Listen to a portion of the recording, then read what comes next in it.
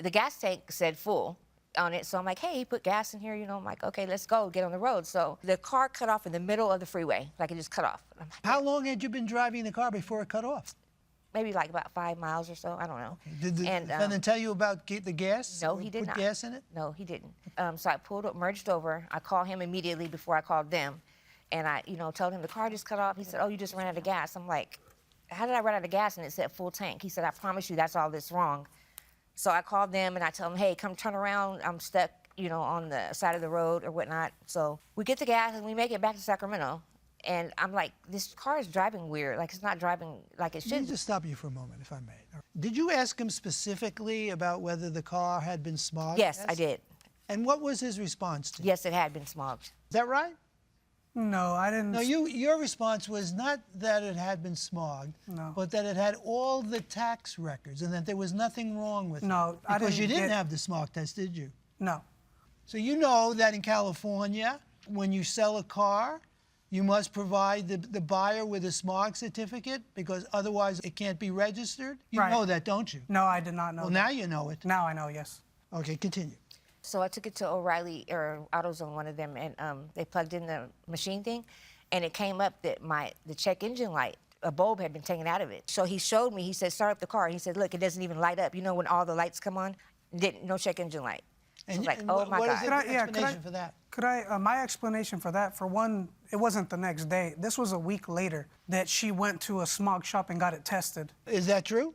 No, it wasn't a week later. I went to AutoZone the very next day. The next day? Yes, the AutoZone. When did you advise the defendant that the engine lights were? The same day. Can I? Yes. We've never had the light on, and then we asked her if she could FaceTime us to show us, and then she blocked us. A week later was when she called us again. Were you driving the car? Yes, sometimes I was. Had you driven it? He was the. Were you driving it without a smog test? I mean, yeah, we just renewed the tags a couple months before that, so we never knew there was a smog issue. So a week later, that's when she reached out to us saying, oh, I'm at the smog shop. They're saying that the light was tampered with, and that's what we were kind of confused about because She said the light was on. Can I clarify something? Yes.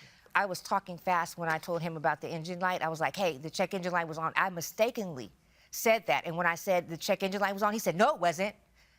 So that's what made you suspicious? That's what made me suspicious. That's why I was like, I didn't mean to say that. I meant to say there was no check engine light. No, it was a text message. I mean, how we didn't... No, we were on the phone. Okay. Did you take his $500? Yeah, it was the next Monday. I bought the car Friday. I took it to AutoZone Saturday.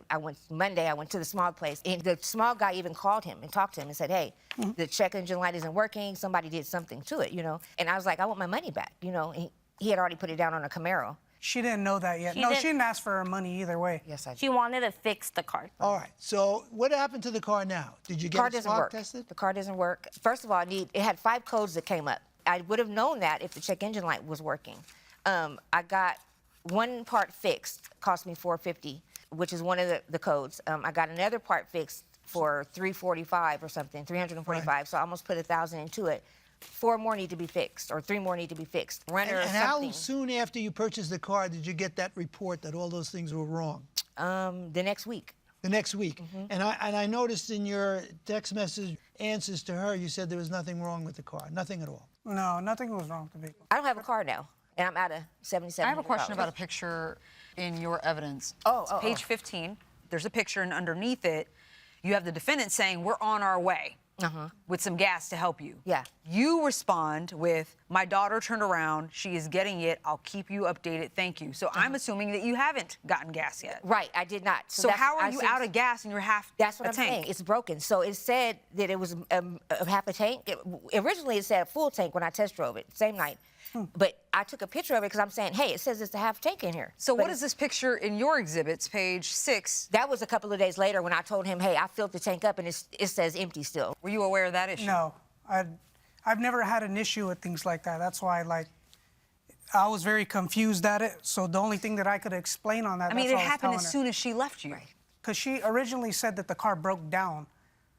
And I told her, you're probably out of gas. Did you see the message? But did you see the picture that said half a tank? Yeah, I seen that part. How does that make sense then? I'm trying to understand. Sometimes the gas tank would lag.